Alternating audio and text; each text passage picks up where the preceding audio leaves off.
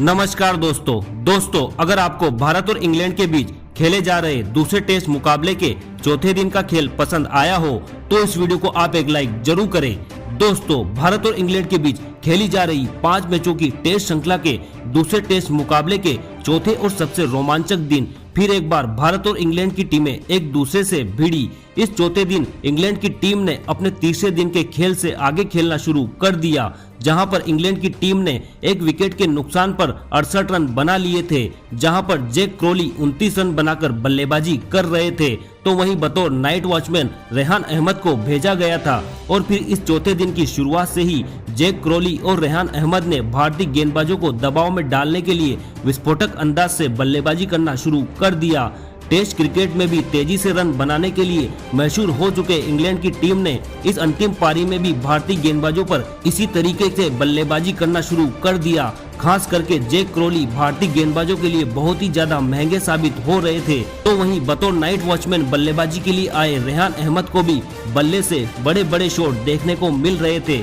दोनों की साझेदारी ने इस चौथे दिन की शुरुआत में ही भारतीय गेंदबाजी पर दबाव बनाए रखा था। दोनों ने मिलकर अपनी टीम को 95 रनों तक पहुंचा दिया था और दोनों की साझेदारी 45 रनों की हो चुकी थी। लेकिन तभी गेंदबाजी के लिए आए अक्षर पटेल ने सेट हो चुके रेहान अहमद को एलपीडब्ल्यू आउट कर दिया। रेहान अहमद 31 गेंद में 23 रन बनाकर आउट हो गए।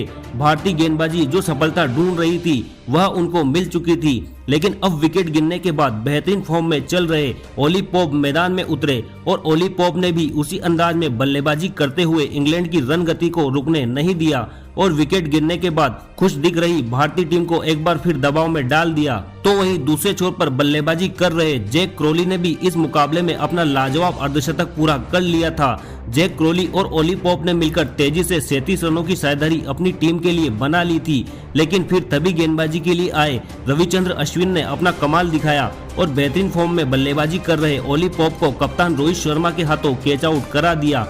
पोप 31 गेंद में 23 रन बनाकर आउट हो गए। रविचंद्र अश्विन की गेंदबाजी ने और कप्तान रोहित शर्मा के इस लाजवाब कैच ने पूरे भारतीय टीम में एक अलग ही ऊर्जा भर दी थी। लेकिन बल्लेबाजी के लिए आए जो रूट ने आते ही 2 लगातार चौके लगाकर फिर एक बार भारतीय कप्तान पर दबाव बढ़ा दिया, लेकिन जो रूट की यह बल्लेबाजी ज्यादा देर तक नहीं चल पाई और रविचंद्र अश्विन ने ही जो रूट को अक्षर पटेल के हाथों कैच आउट करा दिया। जो रूट की यह पारी 16 रनों पर खत्म हो गई। इस चौथे दिन की शुरुआत में ही जो इंग्लैंड की टीम 600 रनों को चेस करने का दावा कर रही थी, वही इंग्लैंड की टीम अब भारतीय गेंदबाजी के सामने बेबस हो चुकी थी। कप्तान रोहित शर्मा और उनके सभी गेंदबाज अब इंग्लैंड की टीम के लिए सबसे बड़ा खतरा बन चुके थे, लेकिन अभी भी जैक क्रोली के रूप में एक बड़ा खतरा मैदान में था। और फिर विकेट गिरने के बाद बल्लेबाजी करने आए जोनी बेस्टो के साथ मिलकर जैक क्रोली ने इंग्लैंड की टीम को एक बार फिर दबाव से बाहर निकाला और एक शानदार साझेदारी बनाना शुरू कर दिया। नए बल्लेबाज जोनी बेस्टो तो एक अलग ही फॉर्म में नजर आ रहे थे। तो वहीं दूसरे छोर पर बल्लेबाजी कर रहे जैक क्रोली के सवालों का कप्तान रोहित शर्मा के पास कोई जवाब नहीं था।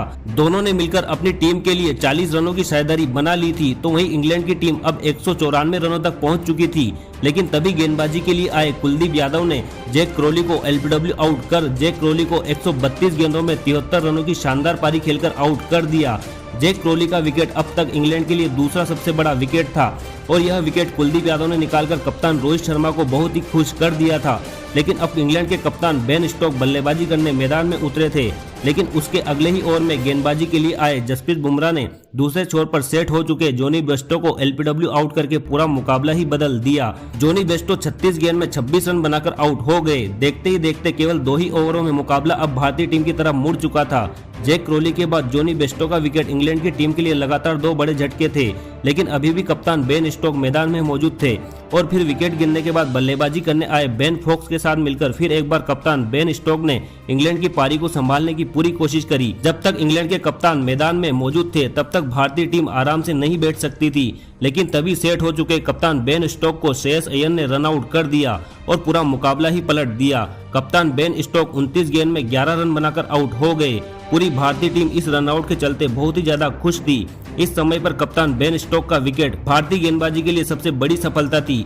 अब विकेट गिरने के बाद टॉम हार्डली मैदान में उतरे, लेकिन अब मुकाबला पूरी तरह भारतीय टीम के कब्जे में था। भारतीय टीम इस मुकाबले में किसी भी इंग्लैंड के बल्लेबाज को टिकने नहीं दे रही थी, लेकिन उसके बावजूद टॉम हार्डली और बेन फोक्स ने हार नहीं मानी और भारतीय गेंदबाजों के सामने एक मजबूत साझेदारी बनाना शुरू कर दी।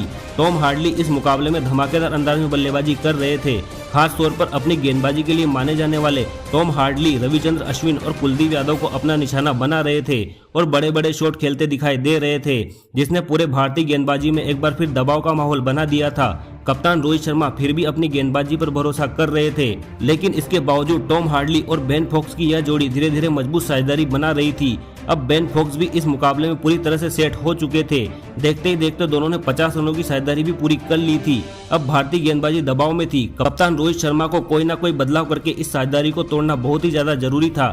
तब भारतीय कप्तान रोहित शर्मा ने अपने सबसे बेहतरीन फॉर्म में चल रहे तेज गेंदबाज जसप्रीत बुमराह को याद किया और जसप्रीत बुमराह ने गेंदबाजी के लिए आते ही बेन फोक्स को अपनी ही गेंद पर कैच आउट करके अपने कप्तान रोहित शर्मा के फैसले को सही साबित करके दिखाया। बेन फोक्स ने 69 गेंद में 36 रन बनाकर आउट हो गए। जसप्रीत बुमराह ने एक महत्वपूर्ण विकेट भारतीय टीम को दिला दिया था। मुकाबला अब पूरी तरह भारतीय टीम के कब्जे में था। विकेट गिरने के बाद अब शोएब बशीर मैदान में उतरे। अभी भी इंग्लैंड की टीम को जीत के लिए 124 रन की जरूरत थी, लेकिन नए बल्लेबाज शोएब बशीर को भी मुकेश कुमार ने शिखर भरत के हाथों कैच आउट करके इंग्लैंड की टीम को नवा बड़ा झटका दे दिया। शोएब बशीर बिना खाता खोले ही आउट हो गए। अब भारतीय टीम इस ऐतिहासिक जीत से केवल एक विकेट दूर थी। अब इंग्लैंड की टीम के लिए आखिरी विकेट के रूप में जिम्मी एंडरसन मैदान में उतरे। भारतीय टीम भी शानदार फॉर्म में चल रही गेंदबाजी के सामने इंग्लैंड के सभी बल्लेबाजों ने कड़ी टक्कर देते हुए अंत तक भारतीय गेंदबाजों पर दबाव बनाए रखा, लेकिन टॉम हार्डली के रूप में जसप्रीत बुमराह ने आखिरी विकेट निकालकर भारतीय टीम को इस रोंगटे खड़े कर देने वाले महामुकाबले में 106 रन से जीत दिला दी। जसप्रीत बुमराह ने टॉम हार्डली को क्लीन बोल्ड करके आखिरी विकेट निकाला। टॉम हार्डली इस मुकाबले की इस आखिरी पारी में 47 गेंद में 36 रन बनाकर आउट हो गए, लेकिन इसके साथ ही भारतीय टीम ने यह दूसरा टेस्ट मुकाबला जीतकर इस सीरीज को बराबर पर ला दिया है।